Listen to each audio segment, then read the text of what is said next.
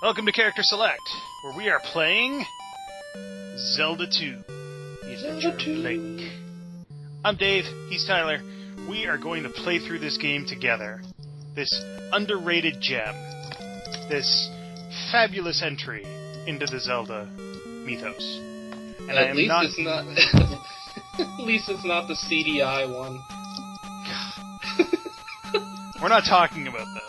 Well, I've never played them. I've seen enough from the internet to know they're terrible.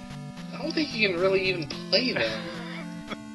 They are kind of awful and awful. Awful and awful.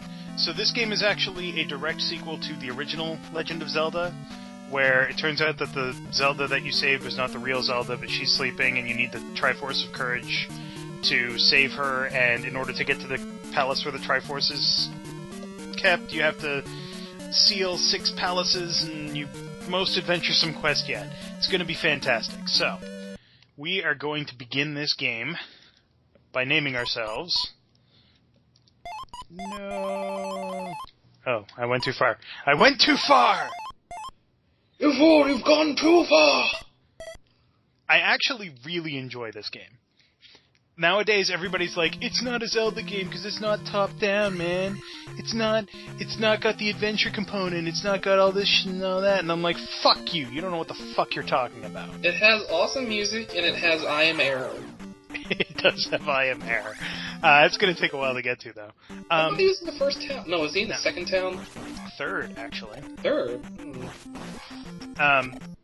So this is a very different game from the Zelda formula that everybody, quote, knows and loves these days, where you have experience points, and those experience points allow you to do things like level up your life, which doesn't actually give you more life, but more defense. It's basically the same thing. Yeah. There's random encounters, there's crazy caves out in the middle of nowhere that are dark because I don't have a candle, but I know what's in here, so it's okay. Do you remember the gaps you have to jump over, or is that another cave? That's another cave. That's the one with the trophy in it, right? Yes, we're not doing that one yet. Because the spell that you get for that isn't worth it. Was that fairy, or... Was what fairy? Was that the spell you got out of there? No, it's jump. But we don't need jump for the first palace, so... we're getting way ahead of ourselves, but obviously we know what this game is about. So. Yeah, I've played this game before, so I know what we're doing. But this game is also, unlike Zelda games these days, insanely unforgiving. It is. And we will die a few times, I guarantee it. I don't even know if we're going to be able to finish this game because the last dungeon is just so hard. Really? I didn't think it was that bad. Well, I also don't know. I don't have a map for it, so that could be a problem.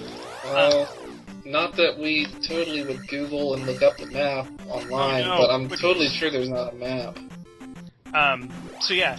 So when you're wandering around, there's random encounters, there's towns. I mean, this game really tapped my RPG bug back in the day. I really liked RPGs. You can talk to people and they tell you things extremely slowly and none of it's useful.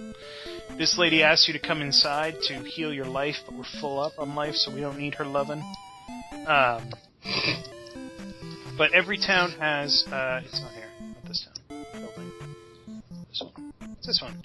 Every town has, not you. Too many people. Too many people.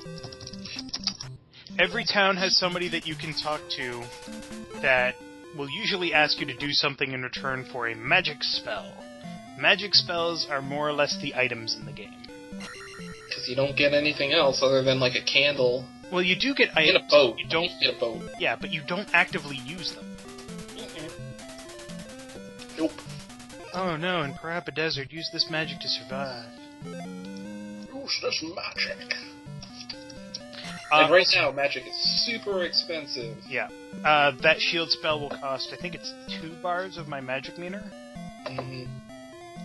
So, but as you level up your magic, stuff becomes cheaper. So, I think when you get magic to, like, level 8, there's only one spell that's really draining.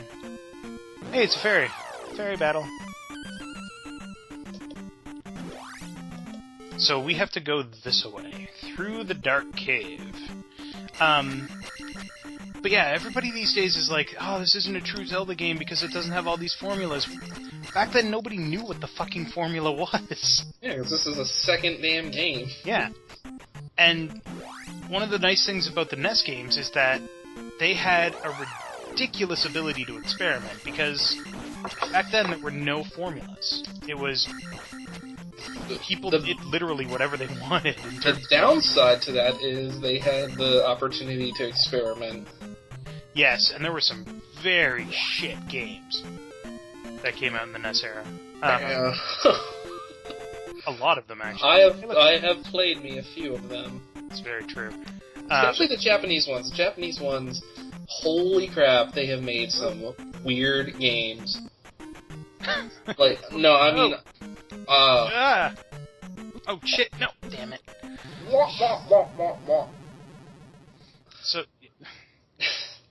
So the trick is, Ganon is totally dead in this game. This is, officially... Isn't he totally dead in almost every game?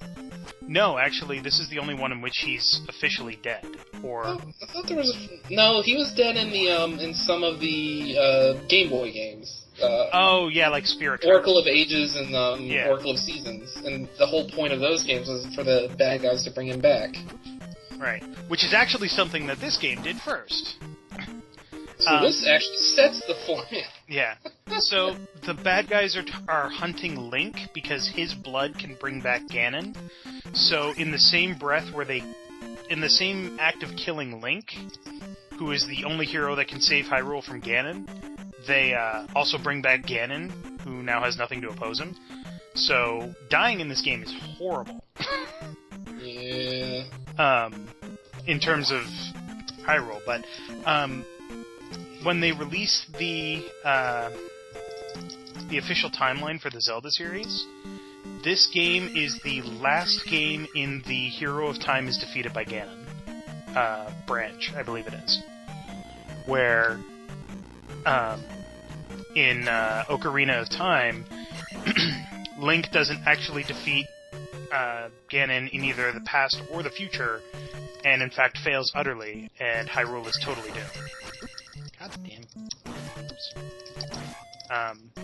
Which means that this is actually one of the more victorious games, because he totally saves the day. Yay!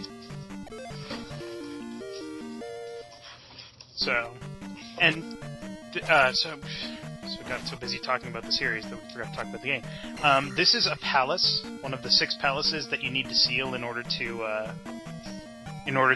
unlock the Great Palace where the Triforce of Courage is held. And these guys are actually, I believe, called blots. I could be wrong on that. I'm not sure it really matters. But the other thing that made this game really hard is that there were enemies that... every enemy really should give you XP. But there are a bunch of enemies that don't give you XP because they're too easy to kill, but then they steal it when they hit you. And it's just brutally unfair. Yeah. So you get keys, you unlock doors. The thing I love about this game is that you can actually kill those flying skull things. Yes. It takes forever, but we're gonna do it right now. Because it is so satisfying, because in every other game, they will not die, and they just... we're not gonna actually kill this one, because these guys never stop coming. Yeah. Plus, Sword is, like, really weak, so it'll take forever. But they give you a lot of XP, too. They give you 50 XP, which is a lot at this point in the game. Also, it might be hard to tell, but I actually do have a shield. That green line in front of my face is a shield, and does in fact protect me. But it also protects the Stalfoses. And I am hoping I don't die here. I died. I timed my strike. That's why I named him that. I know. There we go. So I was actually going over here to get this fairy, but now I don't need her. So, go figure. I actually have to go back anyway. Gotta get me a candle. You no take candle! So, I'm gonna actually kill this thing. I'm gonna ask Jim to fast forward this. so that you don't have to watch. Jim, fast forward now. There we go. Hey, we killed it. We got 50 XP. Hooray. Fancy. And next time on Character Select, we will find out what lies down this elevator. Mystical elevator.